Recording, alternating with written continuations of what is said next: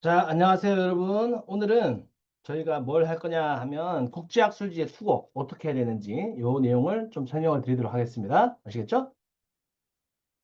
천천히 하나씩 좀 보면서 여러분도 컴퓨터가 있으면 같이 듣고 계시면 하나씩 네, 제가 했던 방법을 하나씩 따라가면서 보시면 좋을 것 같습니다. 아시겠죠?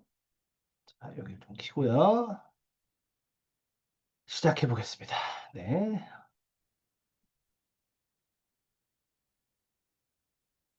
자, 첫 번째, 어떤 논문이 좋은 논문인지 모르겠다. 라고 하면 첫 번째 하셔야 되는 거는 수업 시간에 들어봤던 대가.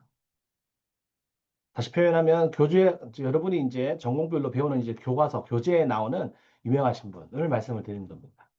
지도 교수님한테 여쭤보셔야 됩니다. 어떤 부분이 유명합니까? 어떤 분의 논문을 분은 교재나 교과서를 읽어야 됩니까? 그 다음 스스로 키워드를 찾을 때는 구글 스칼라를 잘 활용하셔야 됩니다. 되시겠죠? 자, 그래서 구글 스칼라를 잘 활용해 주셔야 된다. 됐죠? 넘어갑니다. 자, 찾으실 때 특히 조심하셔야 되는 거는 챗GPT 절대 사용하시면 안 됩니다. 아시겠죠? 왜냐하면 챗GPT는 잘못된 정보를 주는 경우가 되게 많습니다. 아시겠죠? 그래서 우리가 이제 false information이라고 부르는데 생성형 AI는 웬만하면 reference 찾는 데는 사용하지 마십시오. 구글 스칼라를 들어가서 직접 보시거나 또는 리서치 게이트넷을 사용하시는 것도 다른 대안책입니다. 제가 좀 이따 보여드리겠습니다. 아시겠죠? 자, 넘어가 봅니다. 자, 그래서 구글 스칼라 이렇게 클릭을 하시고 그죠?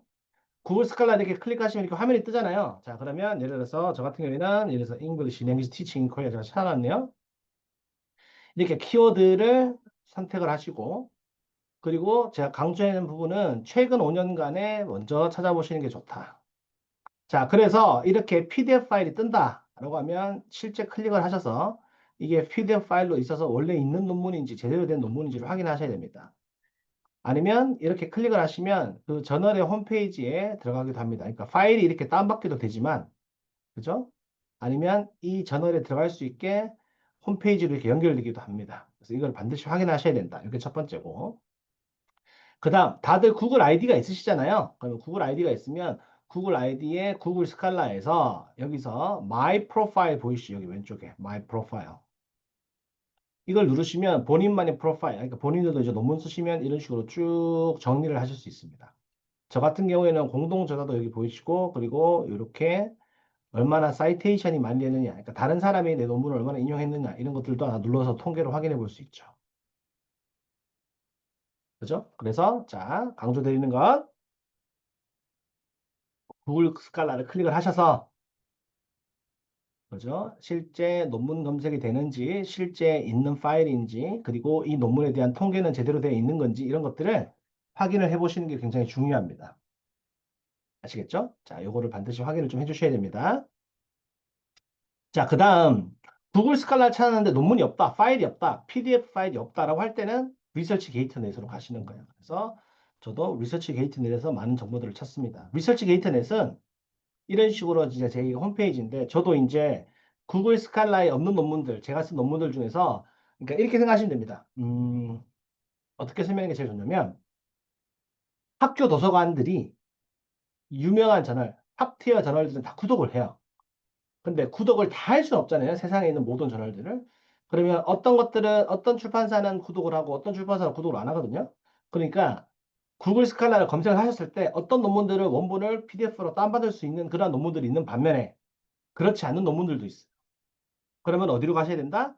리서치 게이트넷으로 가야 된다는 얘기입니다. 아시겠죠?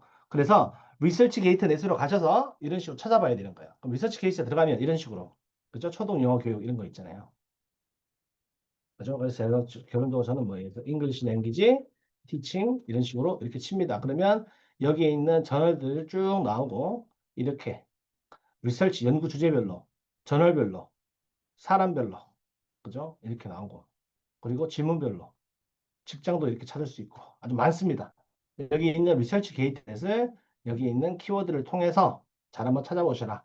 그리고 리서치 게이트넷이 좋은 거냐? 만약에 논문을 쓰시게 되면 이런 식으로 다른 사람들이 어차피 나를 팔로우하는 것도 보여주고 그리고 제가 쓴 논문 자체를 누가 인용을 했는지 그러니까 이게 지금 제가 쓴 논문이거든요. 이거를 다른 사람들이 인용을 이렇게 했으면 리에러를 이렇게 뜨잖아요. 다른 사람들이 인용했으면 인용된 정보들도 이렇게 다 보여주는 거예요. 그래서 이게 굉장히 도움이 많이 되는 사이트입니다. 아시겠죠? 그래서 정리를 하면 첫 번째, 구글 스칼라로 논문의 원본을 찾아야 된다. 만약에 구글 스칼라에 없다. 그러면 어디로 가셔야 된다고요? 리서치 게이트로 내서 들어가서 찾으시면 된다. 그 다음, 저널 파인더라는 게 있습니다. 이게 무슨 말이냐면 이 기능은 AI 기능이긴 한데요. 요거는 결론적으로 내가 쓴 논문을 어디다가 투고를 해야 될지 내가 모르겠다. 라고 하면 여기에 나의 초록 abstract를 입력을 하면 쫙 다 뜹니다. 추천 저널들이 뜨는 거죠. 쉽게 얘기하면 AI를 통해서. 그러면 예를 들어서 저 같은 경우에는 이 논문을 썼는데 이 논문을 어디다 써야 될지 모르겠다. 그러면 이제 일단 기본적으로 복사해서 제가 쓴 초록이 있잖아요. 그러니까 본인 논문에 초록을 복사해서 붙여넣기를 하시면 됩니다. 그죠? 그래서 초록을 복사해서 이렇게 붙여넣기를 하면 그죠? 자동으로 AI 기능을 통해서 어디에 넣어야겠다. 자, 여기에 넣어라, 여기에 넣어라. 이런 식으로 보이시죠? 추천 저널들이 나옵니다. 그러면 여기서 추천 저널들이 있어요. 그죠? 보이시죠? 그래서 여기서 비즈니스 리서치에 넣어라. 그러면 비지트 저널 웹사이트를 하면 그 홈페이지에 들어가는 거죠. 자, 홈페이지 들어가서 여러분이 좀 확인해 주시는 여러 가지 것들이 있는데 일단 기본적으로 이 저널의 aims and scope 하니까 목적입니다. 그러니까 이 저널의 목적, 목표들을 보는 거죠. 그래서 클릭해서 이 저널들은 이러한 분야에 대해서 논문을 써서 내셔야 됩니다. 여기가 맞습니다. 라고 이렇게 설명한 겁니다. 그 다음, 최근호 누르시면 최근에 나왔던 이러한 논문들을 확인하실 수 있습니다. 이 저널 홈페이지에 직접 들어가시면. 이거는 이제 한 가지 예시입니다. 그렇죠? 그 다음에 결론적으로 모든 이슈들 이렇게 누르시면 그래서 2025년부터 2024년, 2023년 쫙이 저널에서 나왔던 거에 전체적인 논문을 다 볼 수 있죠. 그렇죠? 그 다음에 Publish 누르시면 논문을 제출해라 해서 Submit your article 하면 여기 에디팅 홈페이지 저널 투고 사이트가 나오거든요. 여기를 통해서 결론적으로 저널을 투고할 수 있습니다. 로그인하고 아이디 가입해서. 그죠?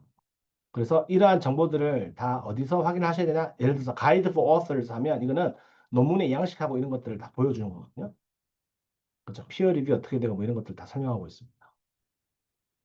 그죠? 그러니까 이렇게 저널 파인더를 활용을 하셔서 네, 본인이 원하시는 저널들을 이런 식으로 활용해서 찾을 수도 있다. 이것도 말씀드리겠습니다. 자, 투고 전에 아까 제가 저널 홈페이지 들어가서 확인해 보시라고 했잖아요. 그죠? 그래서 결론적으로 저널 홈페이지에 들어가서 확인을 해 보시는 거예요. 그죠? 그래서 저널 홈페이지 들어가 보시라. 템플릿 파일이라는 건 양식입니다. 양식. 그래서 각 저널마다 학술지마다 양식이 다 다르기 때문에 양식을 반드시 확인해 주셔야 됩니다. 그래서 양식을 확인해 보고 그 다음에 에디터는 우리나라 말로 편집자잖아요. 편집자한테 컨택을 해보는 거예요. 예를 들어서 내가 논문을 써서 작성이 됐는데 이거를 이제 투고하려고 하는데 내가 지금 어디다 투고해야 될지 모르겠다. 감이 안 온다 이러면 일단 기본적으로 내가 이 저널이 맞는 것 같은데 라고 생각이 들면 그냥 무턱대고 투고 시스템을 통해서 온라인으로 그냥 투고하는 게 아니고 에디터한테 기본적인 정보가 담겨 있는 파일을 보내서 내가 지금 당신 저널에 이걸 내려고 하는데 괜찮습니까? 라고 물어봐도 돼요. 검토를 맡아보는 거죠. 왜냐하면 이렇게 하지 않으면 만약에 예를 들어서 논문에 있는 학술지의 주제하고 본인이 쓴 논문의 주제하고 맞지 않으면 데스크 리제를 겁니다. 그 말은 즉슨 바로 거절을 거나버려요. 다른 데 내세요. 이렇게 하면서. 그러니까 그거를 피하기 위해서는 에디터한테 접촉을 하는 것도 좋습니다. 저 같은 경우에는 항상 에디터한테 먼저 물어보고 논문을 투고합니다. 괜찮냐? 내가 쓴 주제, 이 주제가 네 저널에 맞냐? 아니다. 딴 데 내라 하면 다른 데 하면 되는 거예요. 별로 어려운 거 아니거든요. 그러니까 이메일 보내면 웬만하면 빠르게 답장을 줍니다. 그러니까 항상 체크를, 점검을 하는 거죠. 내기 전에, 투고를 하기 전에. 그죠? 자, 그 다음 넘어갑니다. 학술지 등급, 우리가 봅시다. 학술지 등급은 총 이제 세 가지로 나뉩니다. 그죠? 그래서 SCI, 그리고 스코포스, 그리고 KCI가 있습니다. 그죠? 그러면 봅시다. 여기부터 하나하나씩 좀 클릭해서 볼게요. 자, SSCI나 SCIE는 SS는 소셜 사이언스니까 인문사회를 얘기하고요. 이거는 사이언스죠, 사이언스. 이거는 이제 인문이 아니고 공대. 그죠? 그러니까 SS는 결론적으로는 인문사회, 그리고 SCI는 공대입니다. 이공계 쪽. 그죠? Science, Scientification Index, 다음에 E는 Expanded거든요. 그래서 여기에 검색을 해보실 수 있습니다. 여기 보시면 SCIE도 있고 SSCI도 있고 그죠? 그렇다면 결론적으로 제가 한번 검색해 볼게요. 자, 컴퓨터 앤 에듀케이션. 여기 이제 교육 중에서 되게 유명한 거거든요. 그러면 컴퓨터 사이언스 에듀케이션부터 이렇게 쭉 다 나오죠. 되죠? 그러면 여기서 중요한 건 여러분이 잘 생각하셔야 되는 건 이렇게 SSCI가 되어 있으면 이거는 사회과학 분야에서 계속 탑티어 저널인 겁니다. 근데 E가 붙은 게 있어요. E가 붙은 거는 아직 이멀징이라고 해서 SSCI가 안 된 겁니다. 그러니까 기다려야 돼요. 아직 멀었다는 얘기입니다. 그 말이 즉슨 여기에 그냥 투구하시면 안 된다는 얘기입니다. 그래서 제가 지금 적어놨는데 여기 보세요. ESCI는 내시면 안 된다. 여기 E로 시작되는 거는 내면 안 된다고 하겠습니다. 왜냐하면 발전 가능성이 있는데 아직 이 승급업, 등업 전이기 때문에 내시면 SSCI로 인정을 못 받습니다. 그러니까 E는 아직까지 제출하지 마시고 기다렸다가 만약에 이 저널들이 등업이 되면 그죠? 레벨업이 되면 그때 이제 제출하셔도 되는 거예요. 그죠? 그래서 결론적으로 최상위 등급 탑티어 저널들이 있고요. 그 다음 스코퍼스 저널이라고 또 있습니다. 자, 스코퍼스 저널 한번 클릭해 볼게요. 자, 스코퍼스 저널도 스코퍼스의 등재지를 어떻게 확인할 수 있습니다. 여기 왼쪽에 보시면 여기 타이틀 보이시죠? 타이틀 클릭해 볼게요. 논문의 제목을 쓰라는 얘기거든요. 그럼 아까 했던 것처럼 여기도 컴퓨터 앤 에듀케이션을 한번 쳐봅시다. 그죠? 그러면 여기 이게 뜨잖아요. 검색이 되면 이게 스코퍼스 G에 등재된 겁니다. 그죠? 그래서 클릭을 하시면 여러 가지 정보를 알 수 있습니다. 이런 식으로. 그죠? 그래서 ISN 번호가 뭔지, 퍼블러셔 출판사가 어딘지, 그죠? 그리고 분야가 어딘지, 그리고 여기에 있는 저널에 대한 결론적으로 통계 자료까지 여기 다 보이죠. 여기서 조심해야 되는 거는 올해가 지금 25년이다 가정을 하면 여기 25년까지 되어 있는지를 봐야 됩니다. 왜냐하면 어떤 저널들은 24년까지만 되어 있어요. 그러면 작년에 스코퍼스에서 떨어졌다는 얘기죠. 올해는 스코퍼스가 아니란 얘기죠. 그러니까 결론적으로 여기 있는 스코퍼스지에 등재되는지 안 되는지 이 기간을 잘 확인하셔야 됩니다. 그 다음 KCI는 국내 저널 등재잖아요. KCI는 아마 여러분 다 아실 것 같은데 KCI는 클릭을 하시면 한국영어구재단에서 진행하는 그죠? 국내 학술지 인용 정보 생일입니다. 그래서 KCI 들어가시면 KCI의 모든 정보들이 다 있습니다. 그죠? 그래서 로그인 하셔서 그죠? 여기서 키워드를 확인해 볼 수 있습니다. 그러니까 지도 교수님이 쓴 논문이 여기 KCI에 있다 그러면 여기서 하시면 됩니다. 그래서 내가 영어 교육이다. 영어 교육을 치는 거예요. 그죠? 영어 교육을 치면 영어 교육과 관련된 여러 가지 것들이 다 뜹니다. 그죠? 지금 인터넷 시스템이 살짝 늦어진 것 같은데 여기 영어 교육 누르면 마찬가지로 영어과 관련된 것이 다 뜨고 논문 검색부터 다 뜨고 이런 식으로 다 뜨는 거죠. 여기 클릭을 하시면 여기에 대한 여기 KCI 등재라고 보이죠? 그럼 얘는 등재지구나. 그죠? 등재가 제대로 된 거구나 라는 것들을 알 수 있죠. 그리고 클릭해서 들어가시면 구체적인 세부 정보 사항들도 여기서 다 확인하실 수가 있는 겁니다. 지금 여기 홈페이지 사이트가 좀 느린 것 같은데 들어가시면 구체적인 내용이 다 있습니다. 다시 돌아오겠습니다. 좀 이따가. 그래서 저널이 세 가지입니다. SSCI, 스코퍼스, 그리고 KCI 이렇게 세 가지가 있습니다. 아시겠죠? 자, 이 SCI는 속으면 안 됩니다. 그리고 아까 설명드렸다시피 SS는 소셜 사이언스니까 사회과학 분야고요. 사이언스 사이언티피케이션 인덱스는 자연과학 분야. 우리 흔히 말하는 공대 쪽, 이공계 쪽을 얘기하는 겁니다. 스코퍼스도 아까 제가 설명드렸죠. 그죠? 그래서 결론적으로 타이틀을 검색하셔서 웹사이트에 들어가서 증재가 됐는지 안 됐는지를 확인해 볼 수 있다. 이렇게 말씀을 드렸습니다. 스코퍼스도 엄밀히 얘기하면 저널 등급들이 있습니다. 그래서 이 사이트에 들어가셔서 여기 이제 검색을 이렇게 할 수 있습니다. 자, 컴퓨터, 에듀케이션 이런 식으로 검색을 하시면 여기 보이시죠? 클릭을 하시면 이게 Q1이라는 거는 맨 위에 있는 거예요. Q1, Q2, Q3 이렇게 다 뜨거든요. 그죠? 그래서 결론적으로 요거는 전원에 링크해 볼 수 있고, 아까 캐시에 보시면 아까 이제 조금 이제 인터넷이 느려서 그렇게 됐는데, 여기 보시면 이런 식으로 됐고, 여기 KCI 원문을 볼 수 있다고 나와 있고, 원문 찾기도 다 나와 있고요. 누가 쓰신지도 다 나와 있고, 초록하고 이런 것들. 여기 클릭해 보시면 파일 원본을 전체적으로 다 제공하는 데가 있고, 그렇지 않을 수도 있습니다. 그래서 요거를 체크해 보시면 됩니다. 자, 요 같은 경우에는 KCI하고 스코퍼스하고 같이 등재되는 데도 있습니다. 자, 이거는 무슨 말이냐면, 설명을 드리면, 원래는 KCI였어요. 원래는 KCI에서 시작을 했다가 이게 등업이 돼서 스코포스로 업그레이드가 된 거예요. 그러면 어떤 상황이 발생하냐면 KCI 등재지이면서도 스코포스도 등재지이기도 해요. 이 둘 다 가능하다는 얘기죠. 이해되시죠? 그러니까 예를 들어서 여기 아까 여기에서 한번 검색을 해서 아시아 태풀 한번 쳐보면 KCI에도 등재가 되어 있고, 자 보세요. 아시아 태풀 제가 쳐볼게요. 그럼 얘는 KCI에도 등재가 되어 있고 스코포스에도 등재가 되어 있다는 얘기입니다.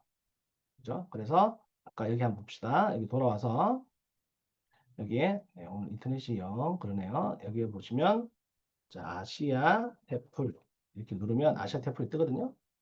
그러면 스코퍼스지에도 전월 오브 아시아 태풀 요게 지금 결론적으로는 뭐가 되죠? 검색이 되죠. 근데 KCI에서도 여기 보시면 아시아 태풀이 KCI 등재지로 등록이 되어 있습니다. 그러니까 두 군데 다 등록이 되어 있죠. 자, 여기서 여러분이 신경 쓰셔야 되는 거는 KCI의 한글 논문을 쓰는 그 저널 웹사이트하고 스코퍼스에 내는 이 영문 웹사이트가 다를 수 있습니다. 그래서 웹사이트 주소가 달라요. 그 말은 즉슨 한글 버전은 KCI로 내고 영문 버전은 스코퍼스에 낸다. 이런 경우가 되게 많습니다. 저널들끼리. 그러니까 그거를 반드시 확인을 좀 해주셔야 된다. 네. 자, 넘어가겠습니다. 자, 커버 레터 같은 경우에는 에디터한테 이렇게 편지를 쓰는 거라고 생각하시면 돼요. 뭐 커버 레터를 보낸다 그러면 한 장, 보통 두 장을 쓰거든요. 그럼 그 안에 어떤 내용이 들어야 되냐? 자, 논문 제목, 논문의 유형. 그러니까 이것이 실증적인 데이터를 모아서 제출한 논문인가? 아니면 이게 리뷰 저널인가? 예를 들어서 리뷰 저널도 있거든요. 그래서 메타 분석해서 메타 아나리시스는 리뷰 저널에 들어갑니다. 그죠? 아니면 북 리뷰해서 책을 리뷰하는 그러한 저널도 있어요. 저널 종류가 되게 다양하잖아요. 그래서 논문 제목 쓰고 유형 쓰고 연구 배경 이 말인즉슨 초록을 제대로 좀 잘 쓰라는 얘기입니다.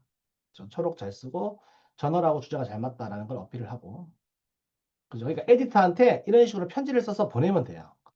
그래서 편지를 보내면서 내가 지금 가지고 있는 논문이 원고가 있는데 이 원고를 네 저널에 투고해도 되냐 물어볼 수 있다는 얘기죠. 커버 레터를 통해서. 간단한 한 장, 두 장짜리로 만들어서. 이거 이해하시죠? 무슨 말이지? 그래서 필수적으로 내가 되는 거는 논문을 여러분 한 번에 한 가지 논문을 여러 저널에 되면 그 연구윤리 위반입니다. 아시겠죠? 그러니까 한 번에 한 저널만 낼 수 있습니다. 그럼 한 저널에 논문 그 리뷰 과정이 막 세 달씩, 네 달씩 걸리면 어떡하느냐? 기다려야 됩니다. 아시겠죠? 그러니까 한 논문을 작성하시면 이거를 여러 군데 동시에 넣을 수 없다는 걸 명심하셔야 됩니다. 그래서 중복 제출이 아니다. 그리고 모든 저자가 동의를 받았다. 그리고 윤리적 문제가 없다. 이런 것들을 다 써줘야 됩니다. 그래서 한 장에서 두 장 내로 이런 식으로 쓰는 겁니다.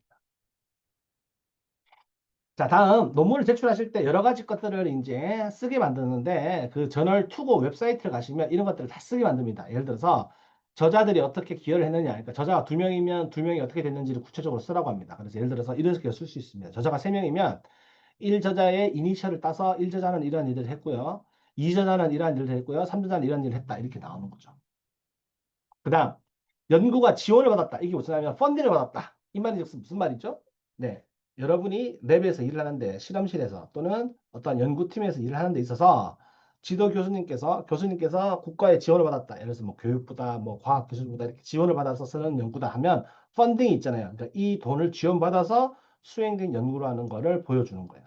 만약에 그게 없다 하면 펀딩이 없다, 돈 안 받았다라고 얘기하면 되는데 만약에 돈을 받았다 이러면 결론적으로 돈 받은 거에 대해서 정확한 출처하고 번호를 이렇게 써줘야 됩니다. 이 같은 경우에는 교육부에서 지원을 받은 연구다라는 걸 이렇게 써줬습니다. 보이시죠? 과제 번호를 쓰는 겁니다. 과제 번호. 그 다음 윤리선언을 하는 거죠. 윤리선언이라는 거는 결론적으로 IRB를 받았냐 안 받았냐. 제가 IRB 여러 번 강조드렸죠. 그래서 IRB 번호를 쓰기도 해야 됩니다. 그죠?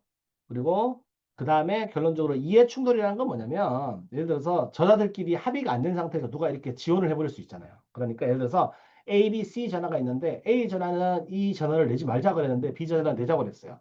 근데 A 저자의 동의를 안 받고 B 저자가 그냥 내버렸어요. 그러면 이게 이해 충돌이 걸릴 수 있죠. 이러한 이해 충돌이 있냐 없냐도 명확하게 기술을 해서 보여줘야 됩니다. 그러니까 저자가 얼마큼 기여를 했는지도 얘기를 해야 되고 돈을 받았으면 돈 펀딩 받은 것도 명확하게 명시를 해줘야 되고, 자, 윤리적으로 IRB 번호를 받았기 때문에 아무런 문제가 없다는 것도 얘기를 해줘야 되고, 저자들끼리 이해 충돌이 없다는 것도 다 적어줘야 됩니다. 아시겠죠?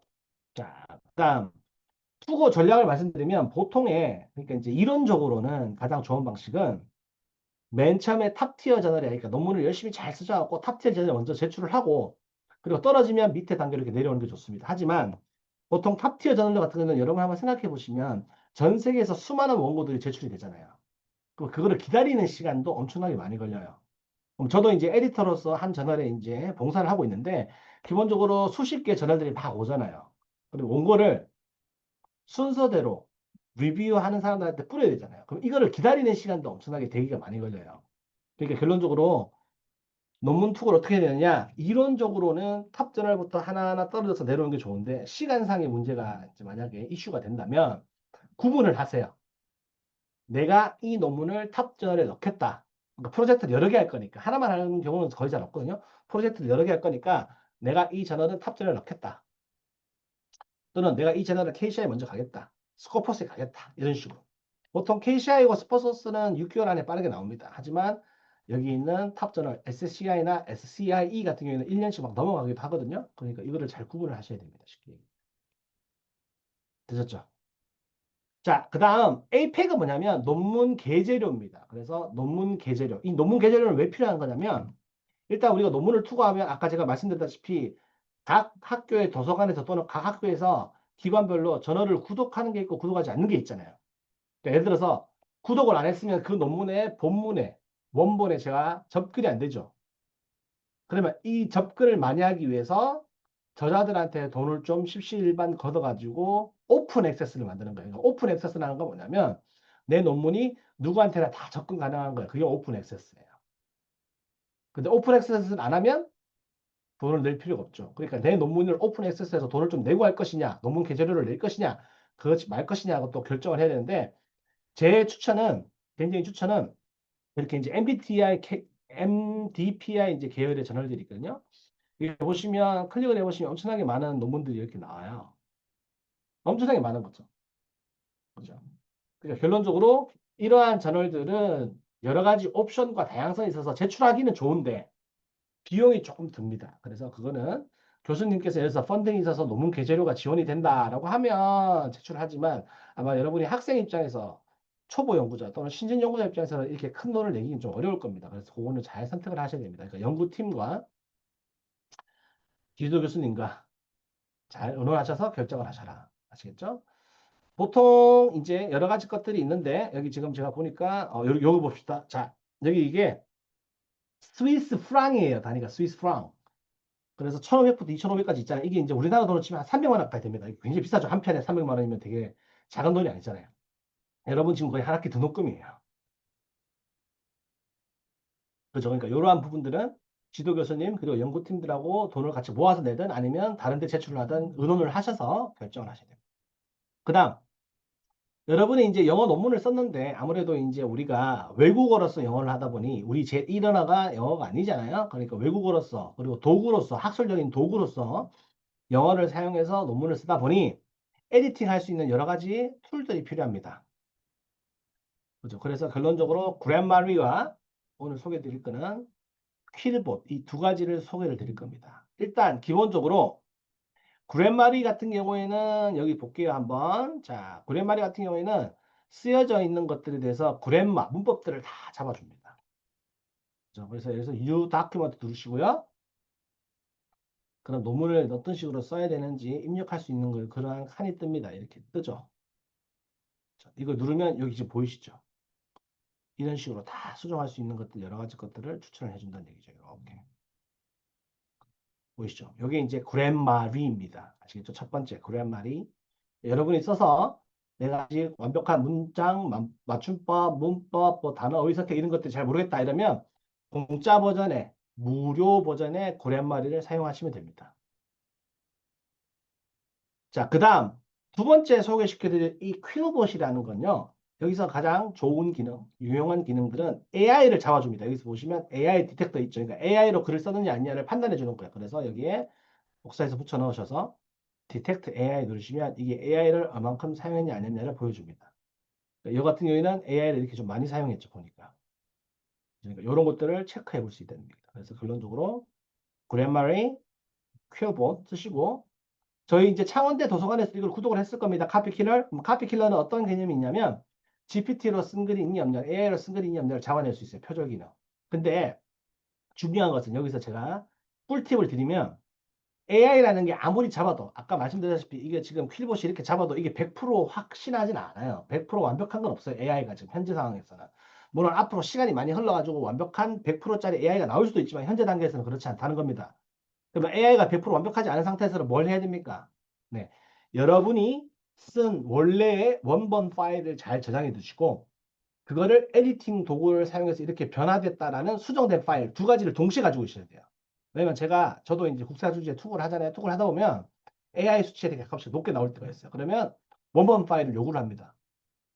그러니까 스스로 증명을 해야 되는 거야. 내가 원본 파일이 이게 있고 원본의 초안이 이렇게 있고 AI 툴을 활용해서 수정한 게 이 버전이다. 그럼 A, B 버전을 둘 다 보여주는 거예요. 그래서 지우지 마시고, 아시겠죠? 원본과 AI를 통해서 수정된 이 파일 자체를 두 가지를 다 잘 저장해 넣었다가 동시에 제출하시거나 아니면 에디터가 요청하면 내 원본 파일을 보여주면서 내가 AI를 안 썼다는 걸 스스로 증명해야 됩니다. 이게 굉장히 중요한 내용이거든요. 여러분이 항상 잘 알아두셔야 됩니다.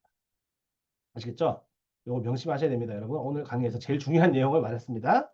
자, 그 다음 CV가 레주메가 있는데 요거는 이제 좀 나가서 취업을 할 때 얘기입니다. 일단 기본적으로 그 같은 뜻이라고 혼동해서 쓰기도 하는데 엄밀히 구체적으로 이제 구분을 하자면 CV 같은 경우에는 보통 연구 경력, 학문적인 내용의 이력서입니다. 그리고 길이 제한이 잘 없습니다. 근데 보통 레주메는 직업적 경력, 취업과 관련된 겁니다. 그러니까 예를 들어서 내가 어떤 해외 대학의 연구소에 지원을 한다면 보통은 CV를 쓰겠죠. 학문, 연구와 관련된 내용을 주로 쓸 거면. 그게 아니고 내가 일반 회사에 들어간다. 그러면 결론적으로 레주메를 쓰겠죠. 요 차이가 있습니다. 물론 이게 막 그렇게 뒤에 섞여서 쓰기도 합니다. 다음, 국내 대학에서 여러분이 정보를 찾을 때는 무조건 하이브레인 넷입니다. 그럼 여기 보시면 대학원생 모집도 있고요.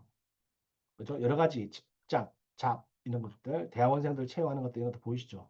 외국인을 위한 것도 있고 글로벌 하이랜드 있고 다 있습니다. 여기 엄청나게 많은 정보가 있으니까 다 확인해 보시고 해외 대학에 관심 있으면 타임즈 뉴 하이 에듀케이션에서 여기 잡 타이틀하고 해서 로케이션하고 장소하고 이런 거를 다 또 결론적으로 검색해 볼 수 있습니다. 그래서 국내는 하이브레인넷, 해외는 타임즈 하이 에듀케이션 이 두 가지를 명확하게 기억하고 있으시면 됩니다.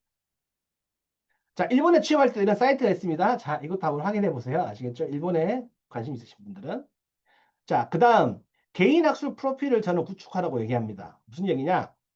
내가 했던 거를 학력, 경력, 대표적서 그리고 나서 수업은 이런 것들을 했고 연구는 이런 걸 했다는 거를 다 정리를 이렇게 해주시길 원해요. 그렇죠? 그래서 요거를 차곡차곡 뭐 구글 사이트도 괜찮고 노션 페이지도 괜찮고 다 정리를 해서 차곡차곡 쌓아두세요. 아시겠죠? 이렇게 다 쌓아두셔야만 나중에 활용하는 것이 굉장히 좋습니다. 이해하셨죠? 그러니까 결론적으로 구글 사이트든 노션 페이지든 그죠? CV든 레주메든 간에 본인만의 학술적인 취업을 위한 이러한 커리어들을 정리를 해서 온라인상에 딱 정돈을 잘 해두시라 이 얘기입니다. 제가 지금 추천드리고 싶은 게. 아시겠죠? 자, 마지막으로는 국제학술지를 제출을 하실 때 뭐를 요청을 많이 하냐면 이 올키드라는 번호를 요청합니다. 그래서 여러분도 여기 지금 올키드 들어가셔서 본인만의 개인 연구자 번호를 여기 오늘 만들어 보세요. 이게 논문을 투고를 할 때, 국제학술지 논문을 투고할 때 올키드 번호를 입력하게 돼 있어요. 칸이 있어요, 요즘에 다. 그래서 이 올키드를 이제 가입을 하시면 논문이 출판되면 자동으로 이게 내가 쓴 논문들이 다 업데이트가 됩니다. 이거 제가 입력한 게 아니고 자동으로 업데이트 된 겁니다. 왜냐하면 제가 국제학술지에 투고를 할 때 올키드 번호를 넣었잖아요. 그러면 학술지에서 본인이 논문이 나오면 이 올키드에 있는 번호를 다 업데이트 시켜주는 거예요. 쉽게 얘기하면.